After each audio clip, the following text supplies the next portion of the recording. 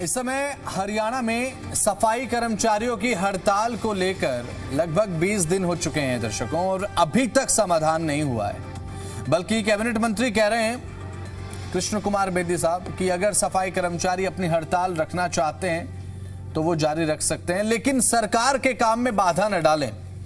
तो वहीं दूसरी ओर अब पटवार और कानूनगो की तरफ से भी हड़ताल की बात कही जा रही है। 26 से तो अनिश्चितकालीन हड़ताल की बात कही जा रही है। सांकेतिक हड़ताल जो है वो चली रही है।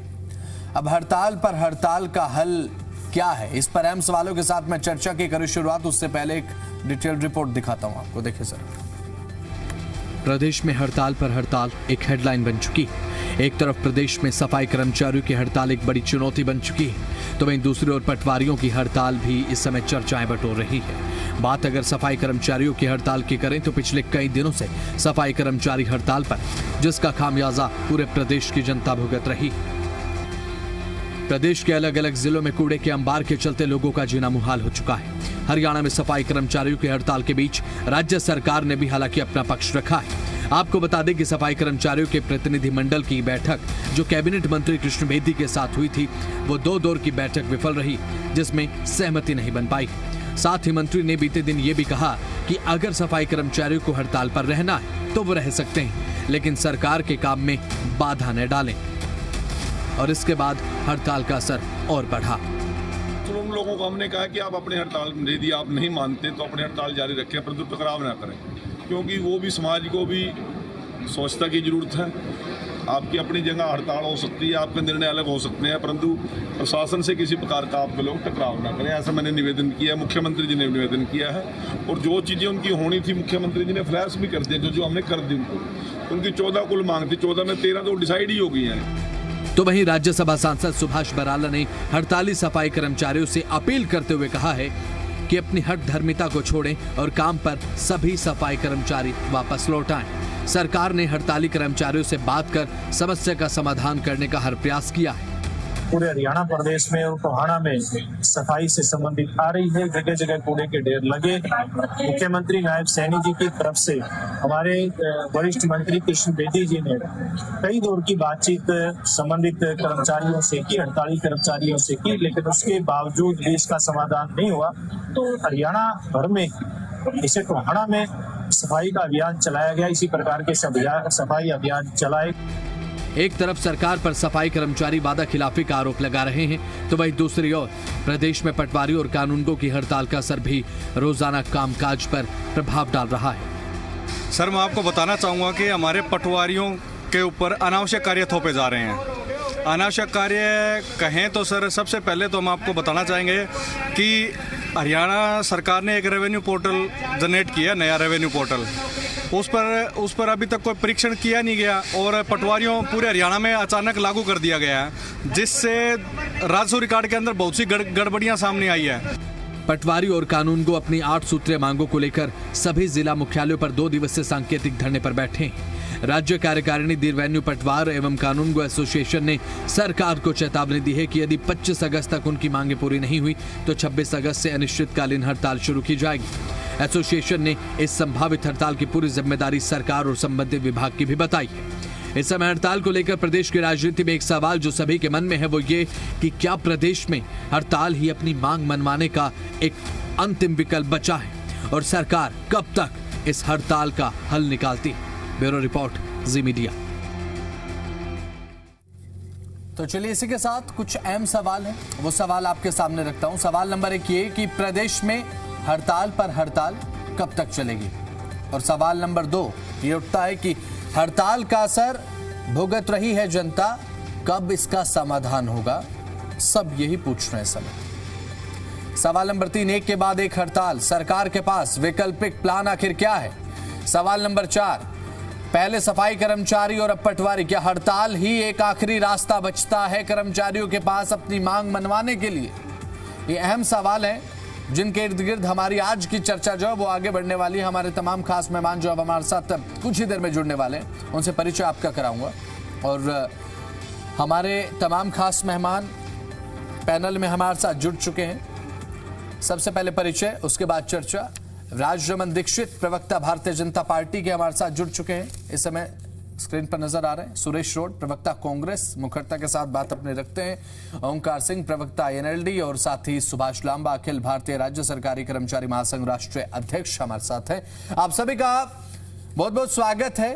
जुड़े आप जी दिल्ली एनसीआर हरियाणा के साथ और चर्चा हम करने वाले हैं। और क्योंकि भारतीय जनता पार्टी के प्रवक्ता के साथ मैं शुरुआत करना चाहता हूं। दीक्षित साहब, हड़ताल पर हड़ताल चल रही है प्रदेश में, क्या हो रहा है? सरकार ने अभी तक बात सफाई कर्मचारियों की करें, मंत्री बेदी जी कह रहे हैं कि हड़ताल जारी रखनी है तो रखिए, सरकार के काम में अड़चन मत डालिए। बसंत जी, सबसे पहले आपको नमस्कार, मेरे सभी प्रवक्ता साथियों को नमस्कार और मैं आपके सभी दर्शकों को नमस्कार करता हूं, प्रणाम करता हूं। देखिए, भारतीय जनता पार्टी जो हमारे माननीय मुख्यमंत्री हरियाणा प्रदेश के श्री नायब सिंह सैनी जी हैं, उन्होंने सफाई कर्मचारियों की 14 में से 13 जो मांगे थी वो पहले ही मान ली गई है। एक जो मांग है उनकी नियमितीकरण की, वो देखिए कि जो state of Karnataka versus Uma Devi के जो माननीय सुप्रीम कोर्ट ने ये कहा है कि कोई भी व्यक्ति प्रक्रिया होती उसके तहत जो एचएससी या एचपीएससी के जो कमीशन बने हुए हैं, उन्हीं कमीशन के द्वारा वो भर्ती प्रक्रिया मान्य होगी, मानी जाएगी। दूसरी बात, इसमें अहम बात क्या है कि माननीय सुप्रीम कोर्ट जी ने ये बिल्कुल क्लियर कहा है कि किसी भी व्यक्ति को अगर उसकी सर्विस जो लंबी हो चुकी है, जो सेवा लंबी है, इसका मतलब यह नहीं कि उनको पक्का कर दिया जाए। फिर भी हमारी जो सरकार है, माननीय मुख्यमंत्री जी जो इतने संवेदनशील है हर वर्ग के लिए, वो कानूनी राय ले रहे हैं और जैसे ही कानूनी के राय के तहत इसका कोई समाधान होगा तो समाधान किया जाएगा। दूसरी बात, इसके अंदर एक अहम बात और मैं आपको बता दूं कि इसी संदर्भ में जो माननीय सुप्रीम कोर्ट की जो अथॉरिटी है, उसी के तहत माननीय Punjab and Haryana high court ने भी 2014 में ये फैसला किया था, क्योंकि हम ऐसी कोई, हमारे मुख्यमंत्री जी जो है वो ऐसी कोई भी योजना आनंद फानल में नहीं लेकर आ रहे। जैसे अब आप देखिए कि कुछ 3-4 दिन पहले जो भूपेंद्र सिंह हुड्डा जी थे, उनके कार्यकाल में जो भर्ती हुई थी, उन 4 व्यक्तियों को अब सुप्रीम कोर्ट ने जो है वो माननीय अदालत ने हटा दिया गया है। उनकी जो नियुक्ति थी वो रद्द कर दी गई है। और ये क्या के रद्द कर दिया गया है? तो इसका वैकल्पिक प्लान क्या है, ऑप्शनल प्लान क्या है सरकार के पास? ऐसे तो हड़ताल चलती रहेगी, कोई बीच का रास्ता निकालने की आपने सोची तो होगी। देखिए बसंत जी, क्या है, सरकार संवाद के जरिए ही हर समस्या का समाधान करती है। हम पहले भी करते आए हैं, अब भी करते आएंगे।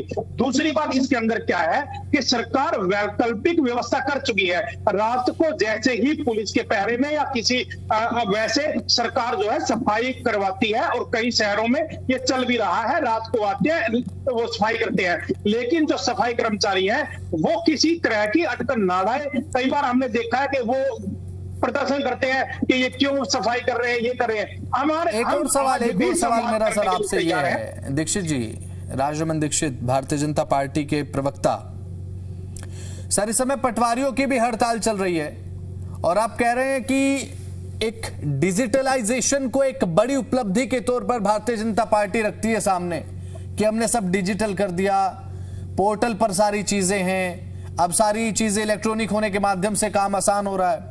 पटवारी तो अपोज कर रहे हैं इसे। पटवारी कह रहे हैं कि जी उस पोर्टल में दिक्कत इतनी ज्यादा है, हम परेशान हो जाते हैं, हमारी खुद की समस्याओं का समाधान नहीं होता, हमारा काम इतना बढ़ चुका है, एक समस्या का समाधान करने जाते हैं 10 समस्याएं तो पोर्टल सामने रखता है। साहब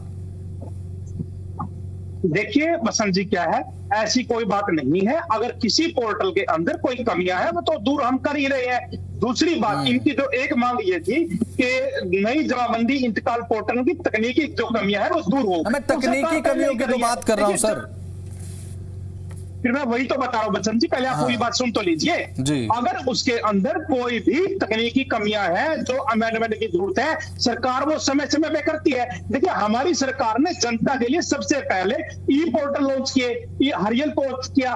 उसके अंदर क्या है कि तहसील के अंदर एक जो पोर्टल है उसके अंदर कोई भी व्यक्ति जाकर अपनी जमीन का नंबर देके या अपना नाम बताकर उसके अंदर उसको जमाबंदी मिल जाती है। इतनी सुविधा हुई। और वहीं पर एक पटवारी बैठा है जो पटवारी उसको वेरीफाई करके देता है, साइन करके देखता है। तो इस प्रकार से हमने अनेक प्रकार के जो पोर्टल में काम कर रहे हैं ताकि जनता को जल्दी से जल्दी बेटर सुविधाएं मिल सके। दूसरी बात मैं आपको एक और बता दूं कि हमने पहले रजिस्ट्री जो है वो सिर्फ तहसील कार्यालय में होती थी, अब उसको डीडीपीओ और हमने साथ में डीआरओ को भी उसकी पावर दे दी गई है। तीसरी बात इसके अंदर क्या है कि सरकार ने 4156 स्मार्ट टैबलेट पटवारी और कानूनगो को देने की मंजूरी कर दी है, क्योंकि पटवारियों की एक जो ये भी मांग थी कि हमारे पास संसाधन नहीं है, तो सरकार ने पहले ही मंजूरी दे रखी है। दूसरी बात इसके अंदर जो उनकी है कि हमने ग्राम सचिव की भर्ती जो है वो 3107 की हुई है, पटवारियों की जो भर्ती है वो 2676 अब हुई है। पहले उनको 1.5 साल का प्रशिक्षण मिलता था, लेकिन अब हमने उनको देखते हुए 1 साल का कर दिया है, जिसमें से 6 महीने उनको फील्ड में और 6 महीने जो संस्थागत उनको प्रशिक्षण दिया जाएगा। देखिए सरकार हर वर्ग के साथ में खड़ी है, लेकिन जैसे जैसे जनता को सुविधा देने की बात आएगी तो सरकार उसके लिए अनेक प्रकार की ऐसी जन कल्याणकारी योजनाएं लेकर आएगी और डिजिटलाइजेशन और पारदर्शिता के तहत जनता को जो है मतलब दीक्षित जी, राजरमन जी, मतलब आपके अनुसार तो ये मान लिया जाए कि सभी मांगे मान ली गई हैं, अब कर्मचारी जो अपनी हड़ताल खत्म करें। मैं बिल्कुल अनुरोध कर रहा हूं हमारे माननीय मुख्यमंत्री जी। चलिए ठीक है सुरेश रोड, ओके ठीक है आपके पास मैं लौटूंगा। और सुरेश रोड साहब आपके राजनीतिक प्रतिद्वंदी साथी हमारे साथ हैं। सुरेश रोड जी, इस समय मेरा, क्योंकि आप विपक्ष में हैं और इन तमाम मुद्दों पर आपकी तो मुझसे ज्यादा पकड़ होगी, क्योंकि विपक्ष जो है वो बड़ी भूमिका अपनी निभाता है इन चीजों में। जब हड़ताल होती है तो विपक्ष अपनी भूमिका अच्छी तरह से अदा करता है। पटवारियों की हड़ताल और साथ ही सफाई कर्मचारियों की हड़ताल जिस तरीके से सर देखने को मिल रही है, अब ऐसे में क्या हड़ताल ही हरियाणा प्रदेश में एक आखिरी ऑप्शन बचता है क्या? रोड साहब पहले तो ये बताइए। पसंद जी, हम इस डिबेट को शुरू करने जा रहे हैं तो मेरे ध्यान में 2 बातें आई हैं। एक तो कर्मचारियों की जो चर्चा हो रही थी, बीजेपी के प्रवक्ता साथी बोल रहे थे कि पटवारियों की हड़ताल है, सफाई कर्मचारियों की है। इससे हम थोड़ा सा पीछे जाते हैं तो डॉक्टरों की स्ट्राइक हुई थी, कई डिबेट उसके ऊपर हुई क्योंकि मरीजों को बड़ी दिक्कत हो गई थी।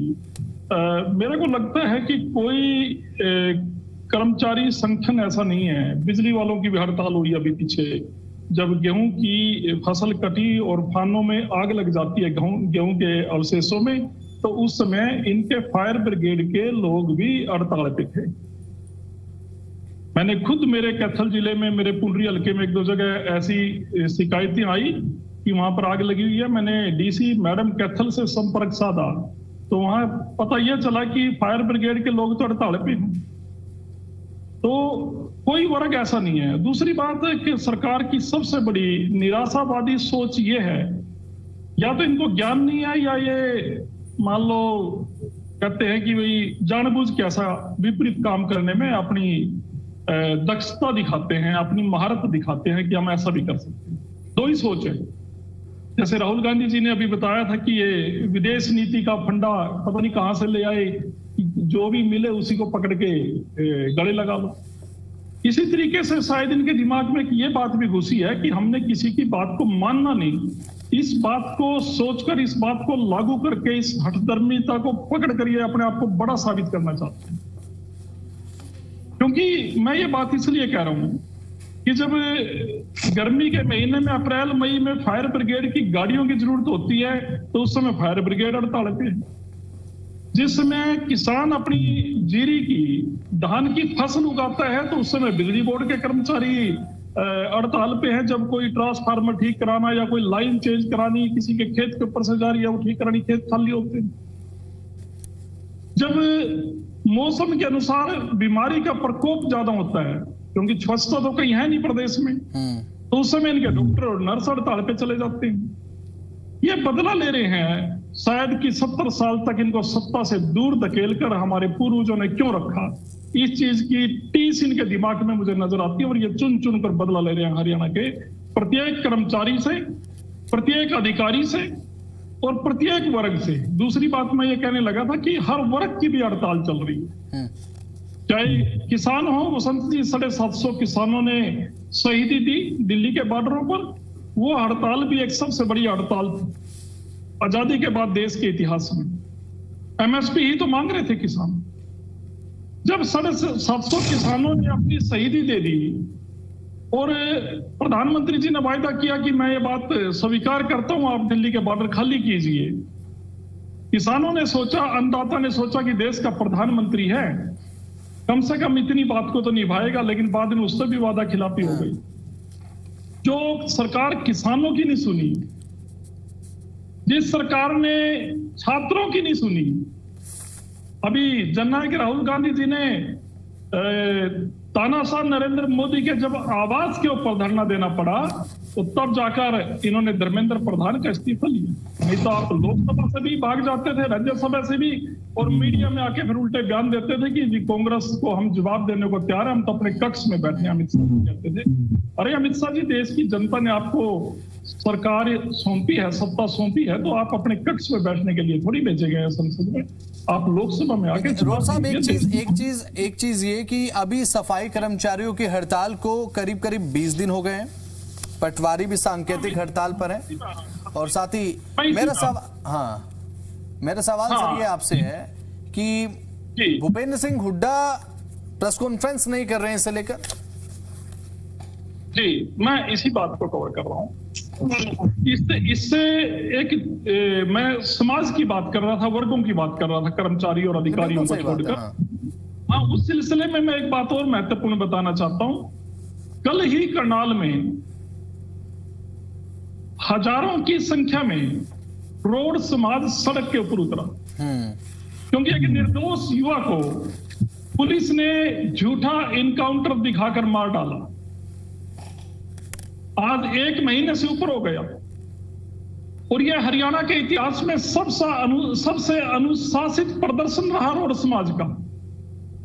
मैं भी उस समाज से संबंध रखता हूं, और मुख्यमंत्री या पूर्व मुख्यमंत्री खट्टर साहब रोड समाज के क्षेत्रों से ही वोट प्राप्त कर आज सत्ता में है, क्योंकि करनाल और कुरुक्षेत्र में हमारा घनत्व है, और इसी एरिया से वो कुरुक्षेत्र से पहले नायब सिंह सैनी जी सांसद रहे, फिर खट्टर साहब जी भी करनाल से सांसद बने हुए हैं, नायब सिंह सैनी जी करनाल से बने।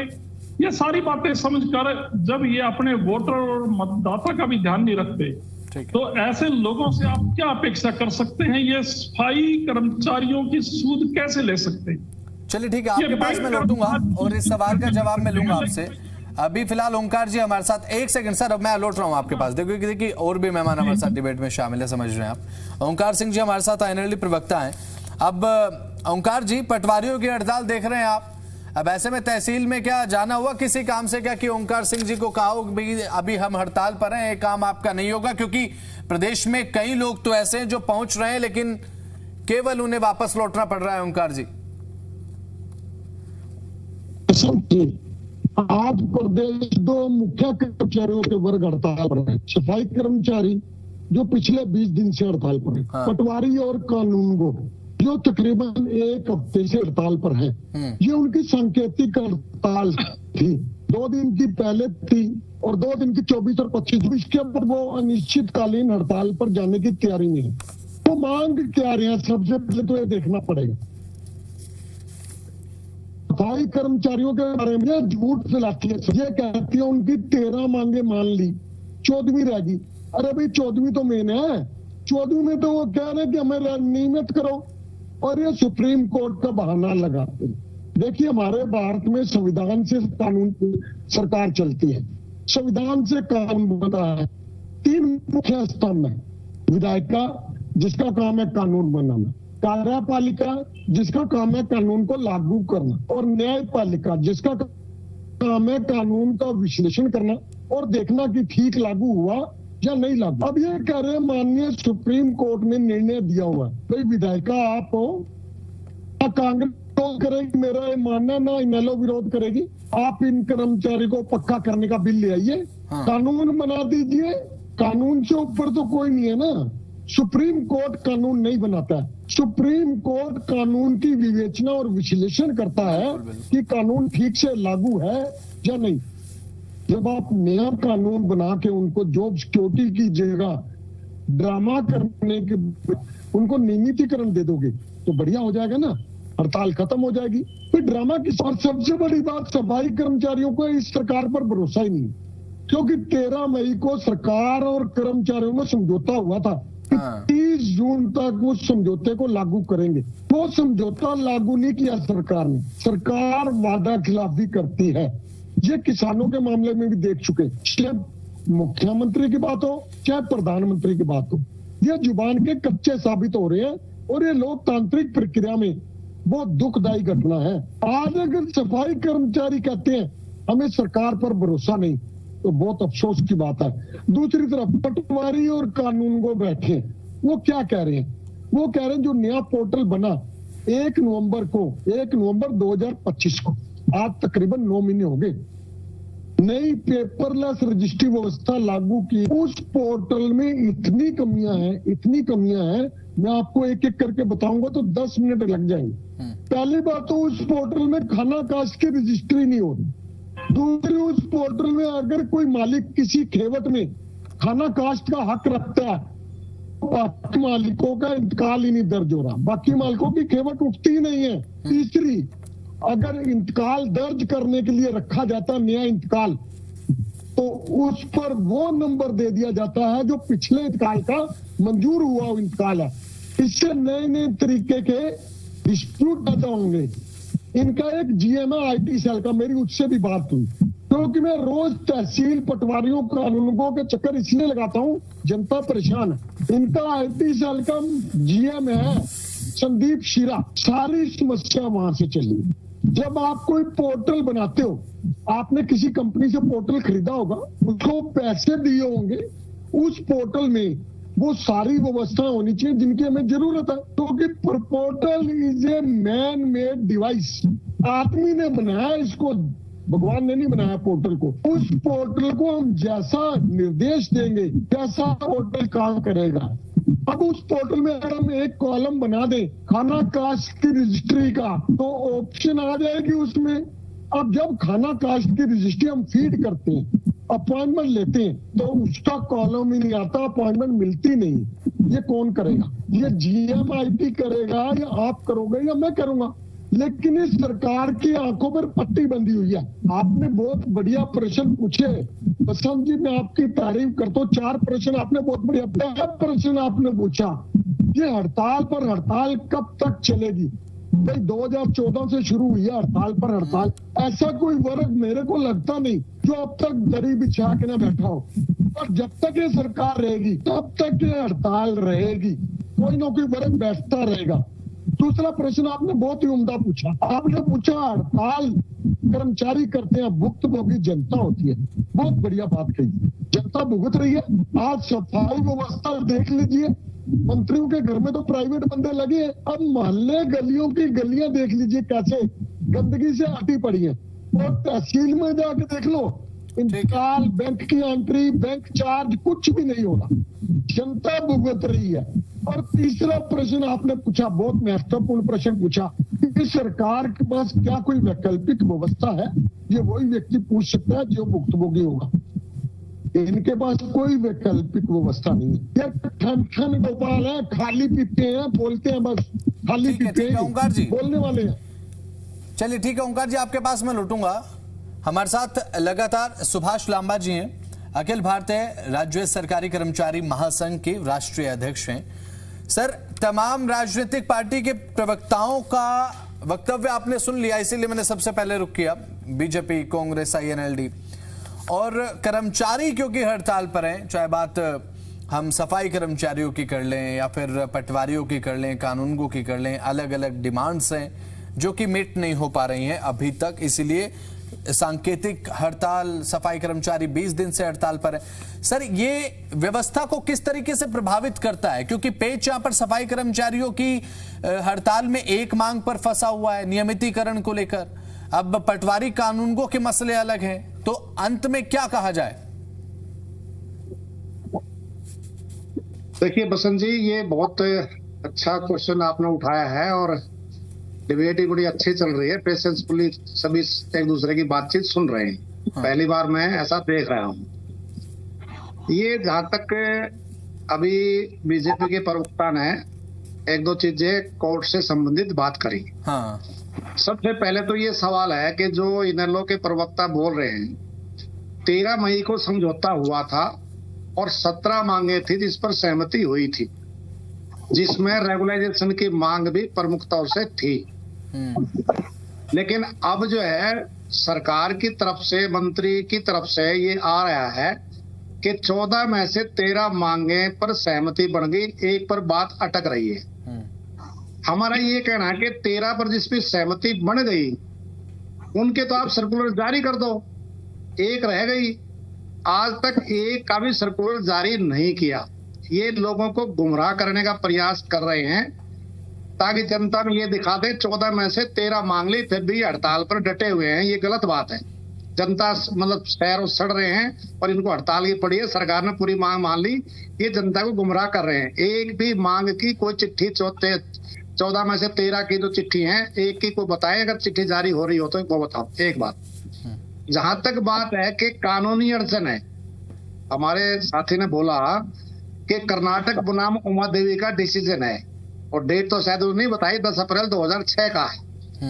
वो उमा देवी भी रेगुलर हो चुकी है और उसके बाद 2011 में पॉलिसी बनी थी कांग्रेस के टाइम पर 2011 में, और वो कर्नाटक बनाम उमा देवी के डिसीजन में आप पढ़ेंगे उसमें लिख रखा है कि अब तक जो कर्मचारी कॉन्ट्रैक्ट आउटसोर्स पर हैं उनको एक मुफ्त पॉलिसी बनाओ और इन फ्यूचर रेगुलर पोस्ट है, रेगुलर एम्प्लॉइज हो, कॉन्ट्रैक्ट आउटसोर्सिंग को अवॉइड करना चाहिए। टाइम गैप अरेंजमेंट के नाम पे कुछ आप भर्ती कर सकते हो, अदरवाइज कॉन्ट्रैक्चुअल भर्ती बंद करो। उसके बाद 2014 में रेगुलाइजेशन की पॉलिसी फिर बनी, जो सरकार कांग्रेस की सरकार थी, तो उन पॉलिसीज को हाई कोर्ट में चुनौती दिलाई गई।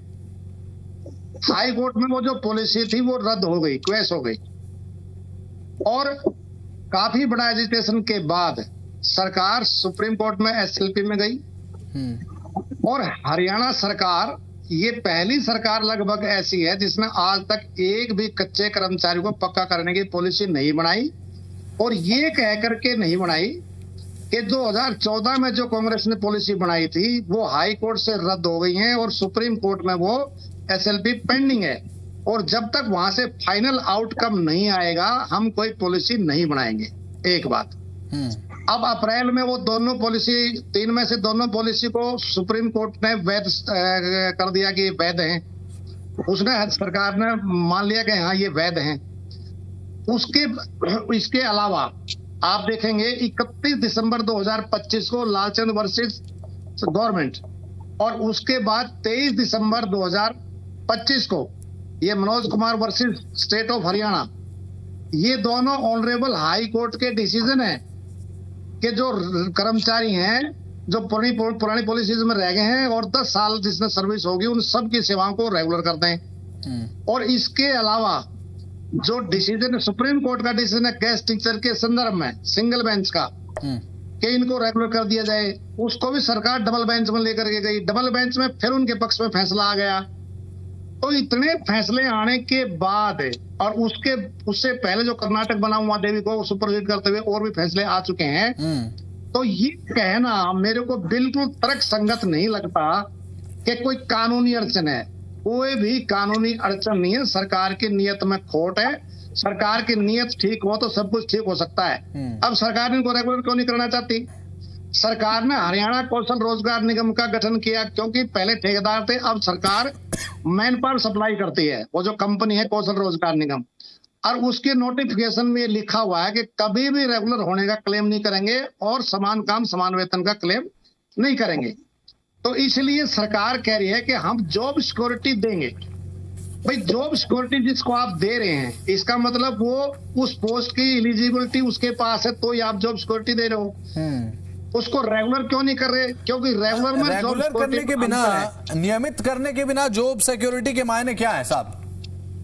सर मैं वही कह रहा हूँ। हाँ। उसके मायने ये है, ये बड़ी चालाकी पूर्ण तरीके से जो कर्मचारी कॉन्ट्रैक्ट पर लग रहे थे उनको पोर्टल पर हरियाणा कौशल रोजगार निगम में पोर्ट करवाया और उनको जॉब सिक्योरिटी के नाम पर उनको खुद ही उनके पास वो अपलोड करेंगे डॉक्यूमेंट, ओटीपी आएगी, ओटीपी बताएंगे और वो जब सिक्योरिटी देंगे फिर, क्योंकि सुनिए ये कंटेम्प्ट में जाएगा ना मामला, तब सरकार कहेगी कि ये जो कर्मचारी हैं इनको रेगुलर की मांग नहीं करी, इन्होंने तो जॉब सिक्योरिटी की मांग करी, खुद ही मतलब ओटीपी हमें दिए तो जाकर के जॉब सिक्योरिटी मिली है।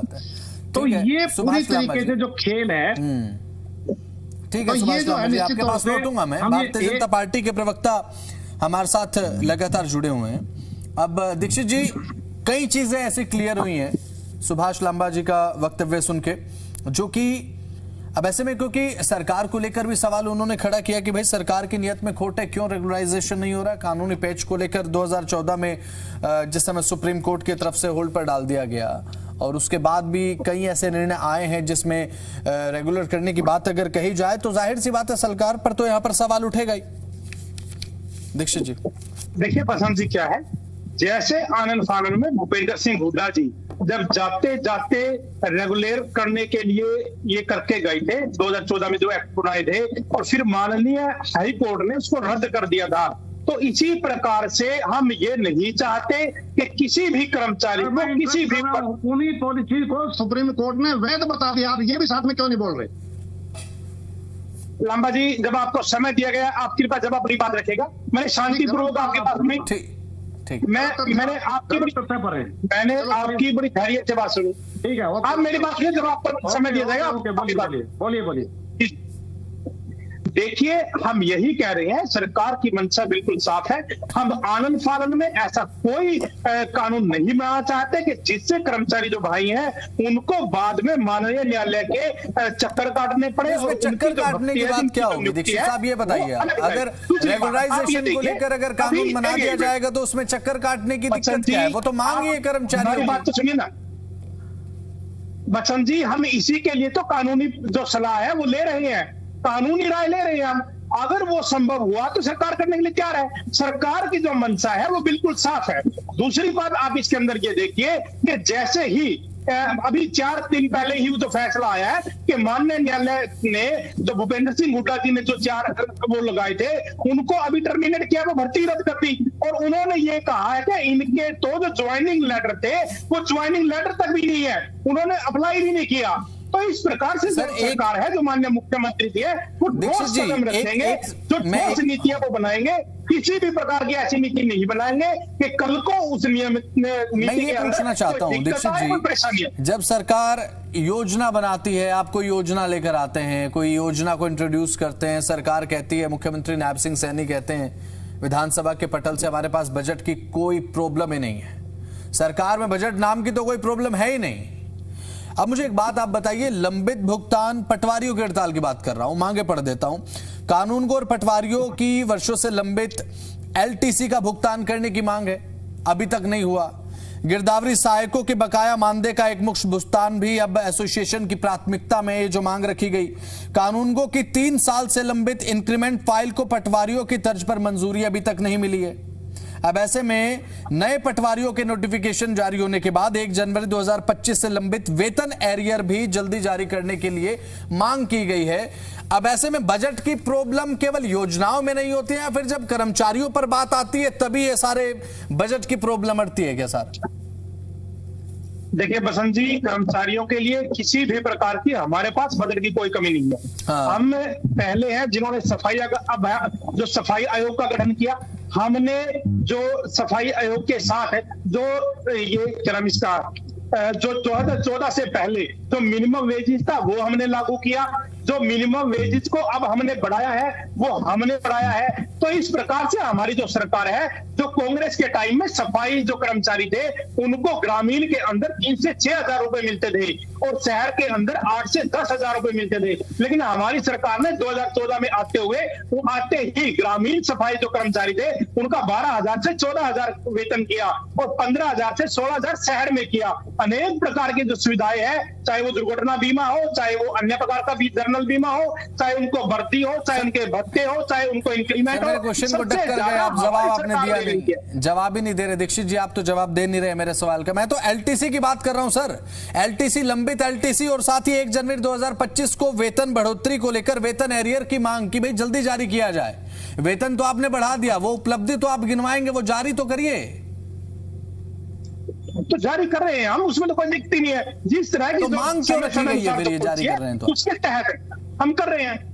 मांग इनकी जो पटवारियों की मांग है, उस मांग के अंदर ये मांग है जो उन पटवारियों ने मेन रखी है कि जो गलत ऑटो म्यूटेशन है उसकी जिम्मेदारी आरटी विभाग की हो, हमारी ना हो। दूसरी जो मांग है इनकी डिजिटल क्रॉप जो सर्वे है उसका अतिरिक्त बोझ जो है वो हमारे ऊपर ना हो। देखिए सरकार ने इसके लिए अतिरिक्त जो पटवारी है वो लगाए हैं, वो जल्दी फील्ड में उतरे, इसके लिए सरकार ने उनकी ट्रेनिंग का समय भी कम कर दिया है। सरकार ने उनको 4156 जो है वो टैबलेट भी उपलब्ध करवा रही है। तो सरकार जो इनके लिए बेटरमेंट के लिए कर सकती है, जो कर रही है वो सबसे ज्यादा हमारी सरकार ही कर रही है। इससे पहले तो जब हमारी सरकार नहीं थी उस वक्त तो कर्मचारियों को इतनी फैसिलिटी नहीं जा रही थी ना, जनता के लिए हम डिजिटलाइजेशन कर रहे हैं। ठीक है, लौटूंगा आपके पास। सुरेश रोड साहब हमारे साथ थे।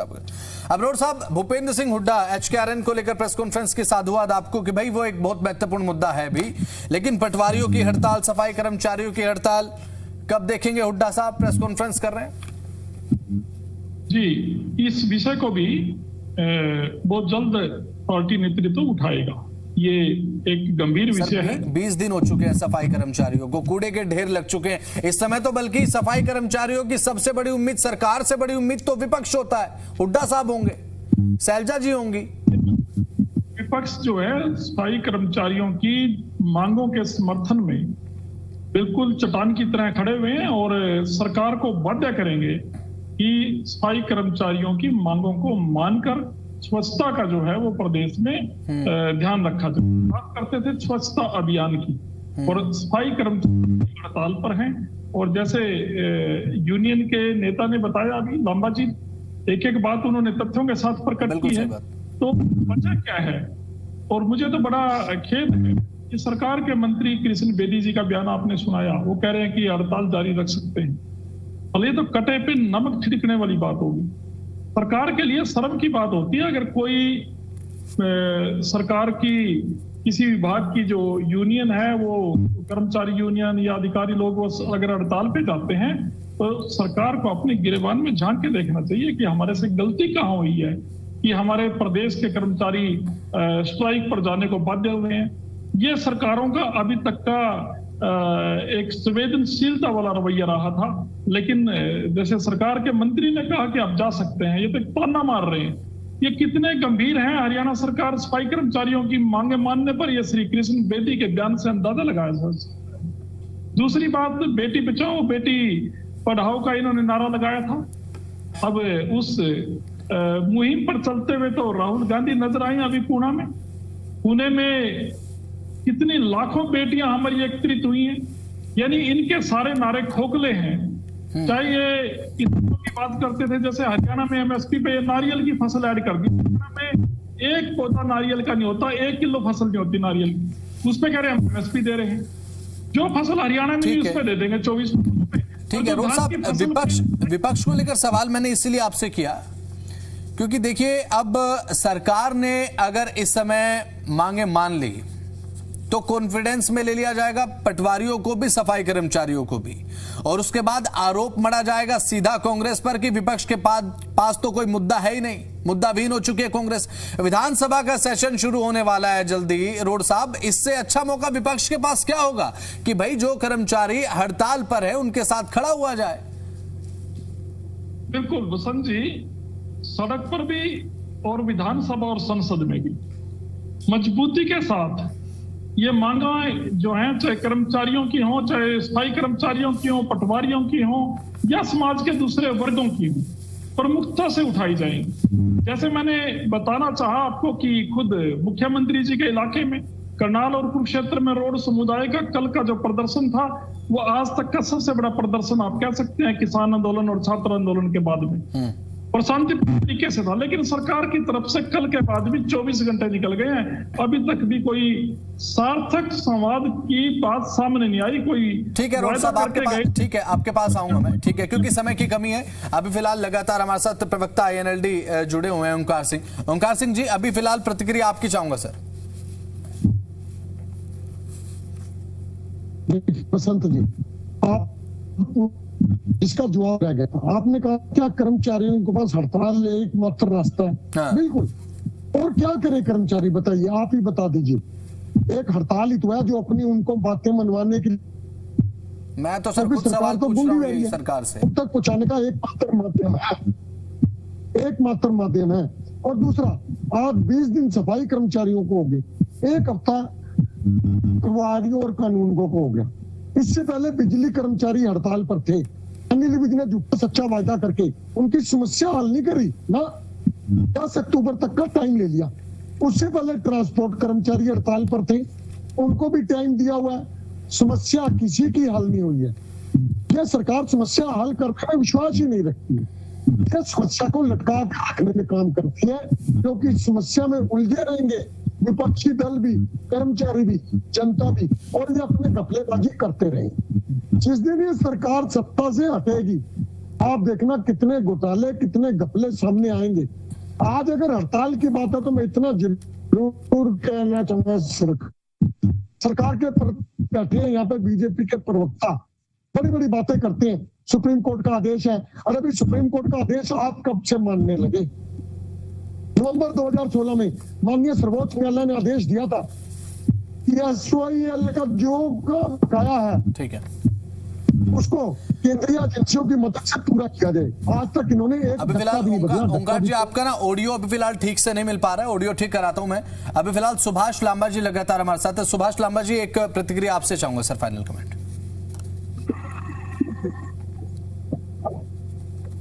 दो तीन सवाल हैं हमारे। बिल्कुल सर, संक्षिप्त में, क्योंकि समय की कमी है। नहीं, बहुत संक्षिप्त में। मुझे लगता है कि बीजेपी के हमारे जो प्रवक्ता जी हैं, उनको एक नोट दे रखा है, उसी के इधर उधर बोल रहे हैं, वो दाएं बाएं नहीं बोल रहे। हम ये कह रहे हैं कि 13 जो मांगे सहमति हो गई हैं, उनके पत्र अब तक जारी क्यों नहीं हुए, एक बात। दूसरा, ये जो कहते हैं ना आनन फानन में हम ऐसा कुछ नहीं कर सकते जो आप कोर्ट से उड़ जाएं। हम सर आनन फानन में कोई पॉलिसी नहीं बनवाना चाहते। हम ये कह रहे हैं कि जो माननीय Punjab and Haryana high court और माननीय सर्वोच्च न्यायालय के जो डिसीजन हैं, उनको लागू करना आनन फानन नहीं होता, उनको लागू करना चाहिए। अब कंटेम्प्ट में भी कर्मचारी जाएंगे तो उनको लागू क्यों नहीं किया जा रहा, एक बात। दूसरा, ये जो पटवारियों के बारे में बोल रहे हैं, अब डिजिटल पोर्टल पता नहीं क्या क्या बात कर रहे हैं।